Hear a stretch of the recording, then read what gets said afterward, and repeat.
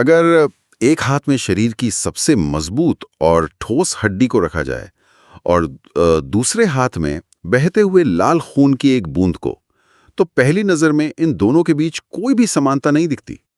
बिल्कुल। एक बिल्कुल पत्थर की तरह सख्त है और दूसरा पानी की तरह बहने वाला तरल। सही बात है। मतलब रूप, रंग और भौतिक अवस्था में ये एक दूसरे के बिल्कुल विपरीत हैं, लेकिन जीव विज्ञान के नजरिए से देखा जाए तो ये दोनों बिल्कुल एक ही श्रेणी में आते हैं। हाँ, दोनों के दोनों ऊतक यानी टिश्यूज हैं। और यही वो विरोधाभास है ना? हाँ। यही वो दिलचस्प पहेली है जो आज की हमारी इस गहन चर्चा का मुख्य विषय है।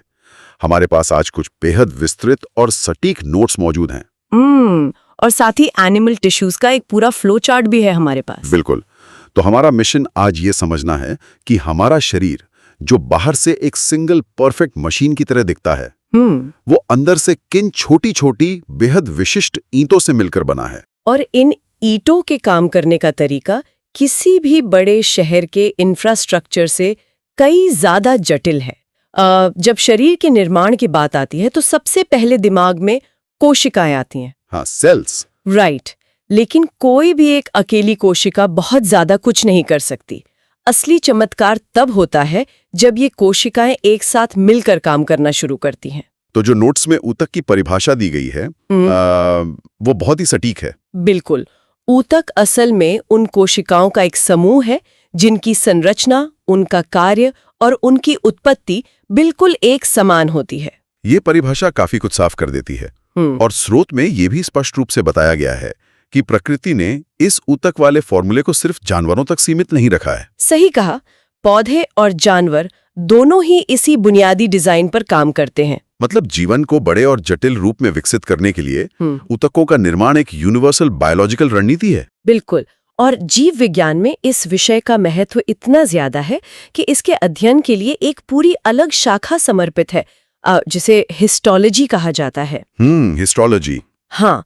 और इतिहास के पन्नों में जाएं तो हमारे स्रोत के अनुसार ऊतकों की इस दुनिया की खोज सबसे पहले बिशैट नाम के एक वैज्ञानिक ने की थी। अच्छा, बिशैट ने? हाँ, उन्होंने ही सबसे पहले ये समझा था कि शरीर अंगों का एक बेतरतीब समूह नहीं है, बल्कि ये अलग अलग परतों और विशेष सामग्रियों से बना है। तो अगर इसे एक बिल्डिंग बनाने वाले विशेषज्ञों के समूह की तरह देखा जाए तो बात बहुत आसानी से समझ आती है। वो कैसे? जैसे किसी बड़ी इमारत को बनाने में प्लम्बर का एक समूह होता है जो सिर्फ पाइपलाइन का काम करता है। उनका काम और एक्सपर्टीज एकदम अलग है। सही एनालॉजी है। फिर इलेक्ट्रिशियन का समूह है जो सिर्फ तारों का जाल बिछाता है। तो हर समूह का अपना एक विशिष्ट काम और अपनी एक अलग बनावट होती है। बिल्कुल। और इस एनालॉजी को थोड़ा और आगे बढ़ाते हैं।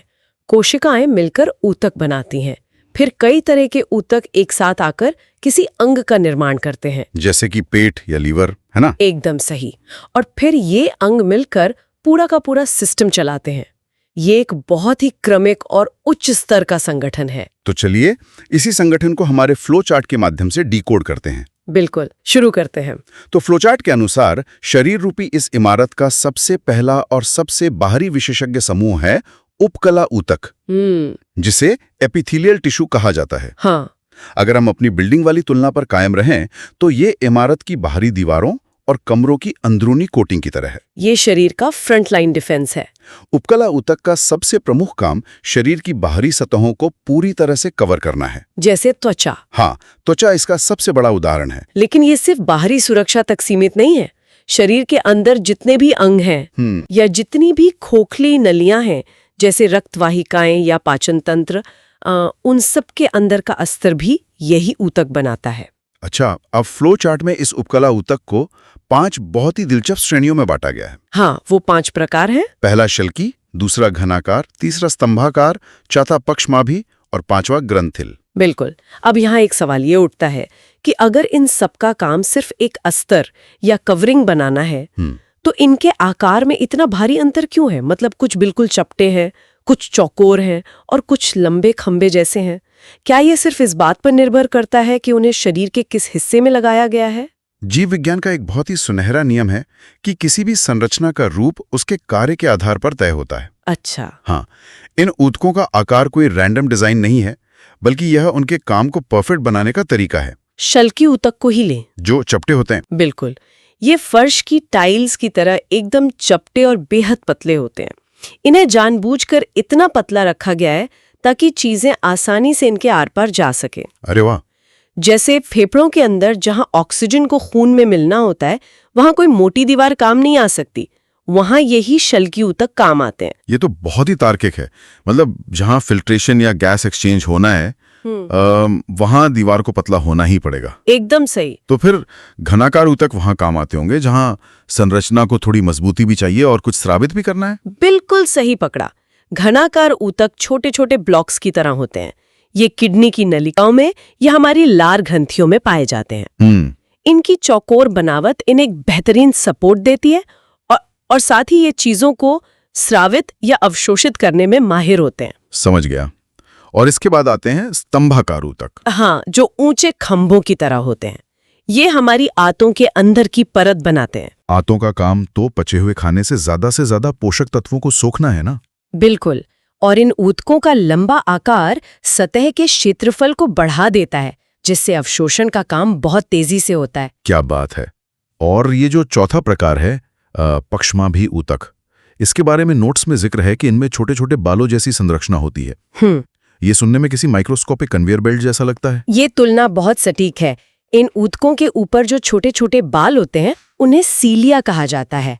ये सीलिया एक लय में लगातार हिलते रहते हैं। अच्छा, तो ये काम क्या करते हैं? हमारी श्वसन नली में यही ऊतक पाए जाते हैं। जब धूल के कण या बैक्टीरिया अंदर जाते हैं तो ये सीलिया उन्हें वापस बाहर की तरफ धकेलते हैं। अरे वाह, एक तरह से ये शरीर का अपना इनबिल्ट झाड़ू है जो लगातार सफाई का काम कर रहा है। बिल्कुल। और पांचवा प्रकार ग्रंथिल ऊतक है, जो नाम से ही स्पष्ट है कि ये ग्रंथियों का निर्माण करता है। जैसे पसीना या तेल ग्रंथियां?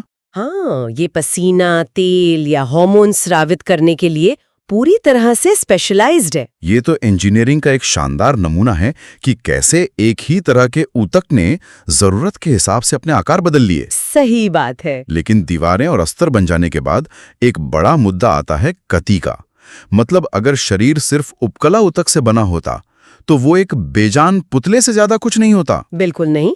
और यहीं से फ्लो चार्ट का दूसरा बड़ा सेक्शन शुरू होता है, पेशीय ऊतक। पेशीय ऊतक यानी मस्कुलर टिश्यू। हाँ, पेशीय ऊतक शरीर का इंजन है।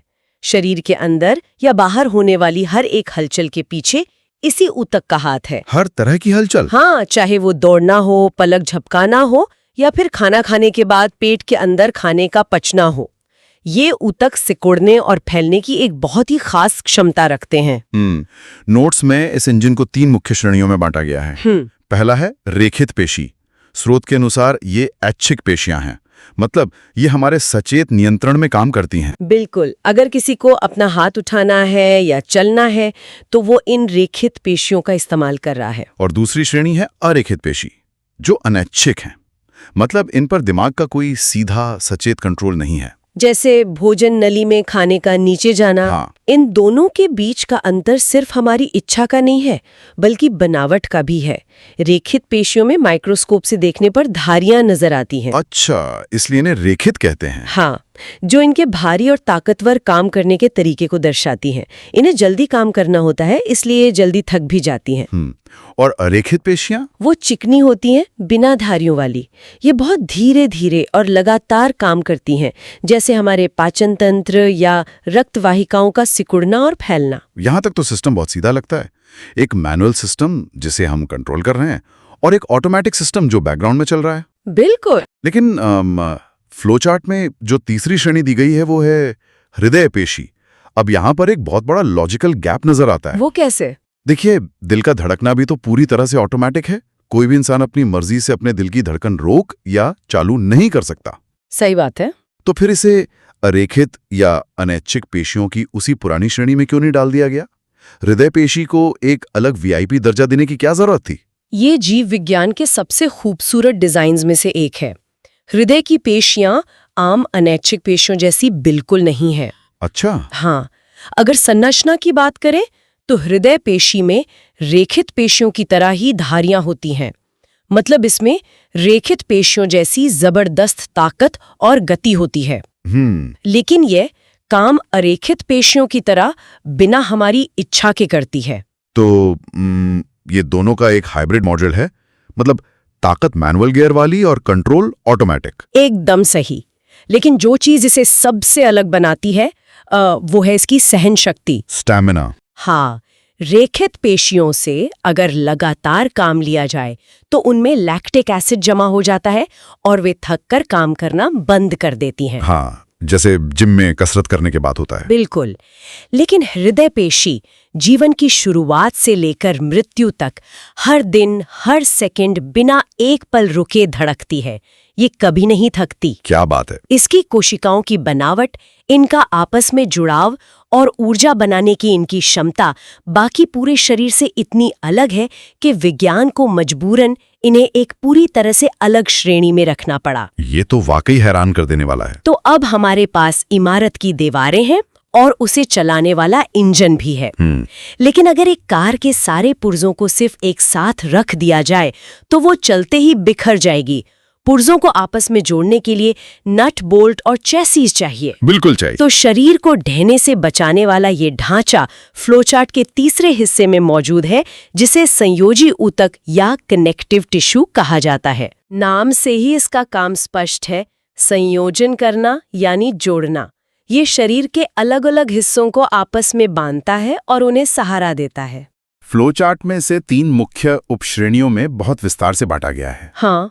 पहली है तरल, जिसमें रक्त और लसिका आते हैं। दूसरी है कंकाल, जिसमें अस्थि और उपास्थि शामिल हैं। और तीसरी है उचित श्रेणी, जिसमें शिथिल संयोजी, वसीय संयोजी, स्नायु और कंडरा शामिल हैं। बिल्कुल। अब इस पूरी लिस्ट में जो सबसे पहला नाम है वो हमें वापस उसी विरोधाभास पर ले जाता है जिससे हमने शुरुआत की थी। आप रक्त की बात कर रहे हैं? हाँ, कंकाल, हड्डी, स्नायु, ये सब तो समझ में आते हैं कि ये चीजों को बांधने वाले मजबूत नट बोल्ट हैं। लेकिन रक्त, जब हम ऊतक शब्द सुनते हैं तो दिमाग में मांस के एक टुकड़े या किसी जालीदार संरचना की तस्वीर उभरती है। सही है। एक पानी की तरह बहने वाला तरल पदार्थ आखिर चीजों को कैसे जोड़ सकता है? इस विरोधाभास को सुलझाने के लिए हमें ऊतक की उसी बुनियादी परिभाषा पर वापस जाना होगा। ऊतक कोई ठोस चीज होना जरूरी नहीं है। अच्छा। यह सिर्फ कोशिकाओं का एक समूह होना चाहिए जिनकी उत्पत्ति और काम एक हो। रक्त के मामले में लाल रक्त कोशिकाएं, सफेद रक्त कोशिकाएं और प्लेटलेट्स, ये सब एक ही जगह पैदा होते हैं। बोन मारो में? हाँ, अस्थि मज्जा में। अब बात करते हैं कि ये जोड़ता कैसे है। संयोजी ऊतक सिर्फ रस्सियों की तरह बांधने का काम नहीं करते। तो फिर? रक्त पूरे शरीर को रासायनिक और पोषण के स्तर पर जोड़ता है। ये फेफड़ों से ऑक्सीजन लेकर पैर के अंगूठे तक पहुंचाता है और वहां से कार्बन डाइऑक्साइड लेकर वापस आता है। यह एक ऐसा हाईवे है जो शरीर के हर एक सेल को बाकी शरीर से कनेक्टेड रखता है। सिर्फ इसलिए कि इन कोशिकाओं के बीच का माध्यम एक तरल प्लाज्मा है, ये ऊतक होने की अपनी वैज्ञानिक शर्त नहीं खोता। समझ गया। और लसिका भी इसी तरह का एक तरल ऊतक है जो शरीर की रोग प्रतिरोधक क्षमता में मदद करता है। ये नजरिया वाकई कमाल का है कि जोड़ना सिर्फ भौतिक नहीं, रासायनिक भी हो सकता है। और कंकाल श्रेणी तो शरीर का मुख्य फ्रेमवर्क है ही। बिल्कुल। अस्थि यानी हड्डियां शरीर को एक ठोस ढांचा देती हैं। लेकिन उपास्थि क्या है? उपास्थि हड्डियों की तुलना में थोड़ी नर्म और लचीली होती है। जैसे कान की हड्डी? हाँ, कान का बाहरी हिस्सा या नाक की नोक को छूकर महसूस किया जा सकता है कि यह हड्डी जैसा सख्त नहीं है, लेकिन इसमें एक आकार है। इसका सबसे महत्वपूर्ण काम हड्डियों के जोड़ों के बीच एक कुशन बनाना है ताकि हड्डियां आपस में रगड़ न खाएं। अच्छा, शॉक एब्जॉर्बर की तरह। फिर आती है तीसरी श्रेणी, उचित संयोजी ऊतक। हाँ। इसमें स्नायु और कंडरा का जिक्र है जो शरीर के यांत्रिकी के लिए बहुत जरूरी हैं। स्नायु यानी लिगमेंट हड्डियों को हड्डियों से बांधने वाली मजबूत रस्सी है। बिल्कुल।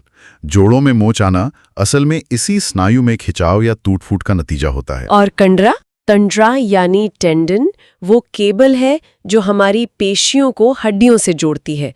जब दिमाग पेशी को सिकुड़ने का आदेश देता है तो पेशी इसी कंडरा के जरिए हड्डी को खींचती है, जिससे शरीर में गति पैदा होती है। बहुत खूब। और इसी श्रेणी में शिथिल संयोजी ऊतक भी है। हाँ, जो अंगों के बीच की खाली जगह को भरने के लिए पैकिंग मटेरियल का काम करता है। ताकि अंग अपनी जगह से न हिले। और वसीय संयोजी ऊतक? वसीयत संयोजी ऊतक शरीर का फैट स्टोरेज है। ये सिर्फ अतिरिक्त वजन नहीं है, बल्कि ये ऊर्जा का रिजर्व बैंक है और शरीर को ठंड से बचाने वाला एक बेहतरीन इंसुलेटर भी है। ये सारी व्यवस्था अचूक है, मतलब दीवारें बन गईं, पुर्जे जुड़ गए, गति पैदा हो गई और सबको पोषण भी मिल रहा है। लेकिन इस पूरी भारी भरकम मशीन को एक साथ सिंक्रोनाइज कौन करता है? अगर पैर की पेशी को चलना है तो उसे कब और कितनी तेजी से चलना है, इसका फैसला कहाँ होता है? यहाँ फ्लो चार्ट का चौथा और अंतिम हिस्सा सामने आता है, तंत्रिका ऊतक यानी नर्वस टिश्यू। तंत्रिका ऊतक। तंत्रिका ऊतक शरीर का मास्टर कम्युनिकेटर है। इसके बिना शरीर के बाकी सभी अंग और ऊतक पूरी तरह से अंधे और दिशाहीन हैं। अच्छा। नोट्स बताते हैं कि ये ऊतक तंत्रिका कोशिकाओं से बना होता है, जिन्हें न्यूरॉन्स कहा जाता है।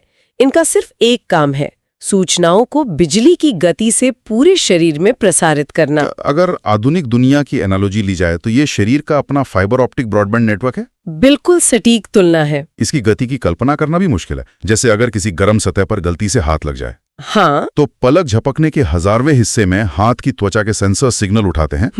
वो सिग्नल फाइबर ऑप्टिक केबल्स यानी न्यूरॉन्स के जरिए रीढ़ की हड्डी या दिमाग तक जाता है, वहां प्रोसेस होता है और वापस हाथ की रेखित पेशियों तक एक कमांड आता है कि तुरंत सिकड़ो और हाथ को पीछे खींचो। और ये सब कुछ मिली सेकेंड्स में होता है। कमाल है। और तंत्रिका ऊतक सिर्फ बाहरी खतरों पर प्रतिक्रिया नहीं देता, बल्कि शरीर के अंदरूनी ऊतकों के साथ लगातार एक गहरा संवाद बनाए रखता है। वो कैसे? जब शरीर अचानक दौड़ना शुरू करता है तो तंत्रिका ऊतक सिर्फ पैरों की रेखित पेशियों को निर्देश नहीं दे रहा होता। वह उसी मिलीसेकंड में हृदय की पेशियों को संदेश भेजता है कि पंपिंग तेज कर दो क्योंकि खून की जरूरत बढ़ गई है। अरे वाह। उसी वक्त फेफड़ों की अरेखित पेशियों को निर्देश जाता है कि श्वास नली को चौड़ा कर दो ताकि ज्यादा ऑक्सीजन आ सके। ये तो एक ऑर्केस्ट्रा के कंडक्टर की तरह है जो हर एक वाद्य यंत्र को सही समय पर सही धुन बजाने का निर्देश दे रहा है। बिल्कुल सही। तो इस पूरी चर्चा को अगर समेटा जाए तो आज हमने देखा कि कैसे कोशिकाएं एक समान लक्ष्य के लिए एकजुट होकर ऊतकों का निर्माण करती हैं। हमने 4 मुख्य प्रकारों को गहराई से समझा। उपकला ऊतक जो शरीर को सुरक्षा और आवरण देता है। सही। पेशीय ऊतक जो ऐच्छिक और अनैच्छिक गतियों के जरिए शरीर का इंजन बनता है। संयोजी ऊतक जो हड्डियों के मजबूत फ्रेम से लेकर खून की बहती हुई नदी तक पूरे शरीर को आपस में बांध कर रखता है। और अंत में तंत्रिका ऊतक, हाँ, जो न्यूरॉन्स का एक विशाल जाल है और इस पूरे जटिल सिस्टम को नियंत्रित करता है। ये सिर्फ जीव विज्ञान की किताबों में छपे फ्लोचार्ट के नाम नहीं है, ये हमारे अस्तित्व की बुनियादी सच्चाइयां हैं। बिल्कुल। और इन सब चीजों को एक साथ देखने पर एक बहुत ही गहरा और हैरान कर देने वाला विचार मन में आता है। वो क्या? आज हमने शरीर को अलग अलग श्रेणियों और विशेषज्ञताओं में बांटकर देखा, लेकिन जीवन की शुरुआत में ये सब ऐसा नहीं होता। एक जीवन की शुरुआत माँ के गर्भ में सिर्फ एक अकेली कोशिका से होती है, एक सिंगल फर्टिलाइज्ड एग। और वही एक कोशिका विभाजित होना शुरू करती है ना? हाँ, ठीक। और सबसे बड़ा रहस्य यही है, वो एक कोशिका विभाजित होकर 2, फिर 4, फिर 8 बनती है। शुरुआत में सारी कोशिकाएं बिल्कुल एक जैसी होती हैं, लेकिन फिर एक बिंदु ऐसा आता है जहां एक ही डीएनए वाली एक कोशिकाएं अचानक ये तय करती हैं कि अब हमें अलग अलग विशेषज्ञता हासिल करनी है। अच्छा। उनमें से कुछ कोशिकाएं तय करती हैं कि वो सख्त होकर हड्डी बनेंगी, कुछ तय करती हैं कि वे जीवन भर धड़कने वाली हृदय पेशी बनेंगी, और कुछ कोशिकाएं फाइबर की तरह लंबी होकर न्यूरॉन्स बन जाती हैं। बिल्कुल। एक ही मूल स्रोत से निकलकर इतनी विविधता और इतनी परफेक्ट निर्बाध गति हासिल कर लेना और फिर जीवन भर एक दूसरे के साथ तालमेल बिठाकर काम करना, क्या ये प्रकृति की सबसे रहस्यमयी और सबसे बड़ी इंजीनियरिंग नहीं है? इस पर जरूर विचार किया जाना चाहिए। सच में ये एक ऐसा विचार है जो हमें अपने ही शरीर को एक नए नजरिए से देखने पर मजबूर कर देता है।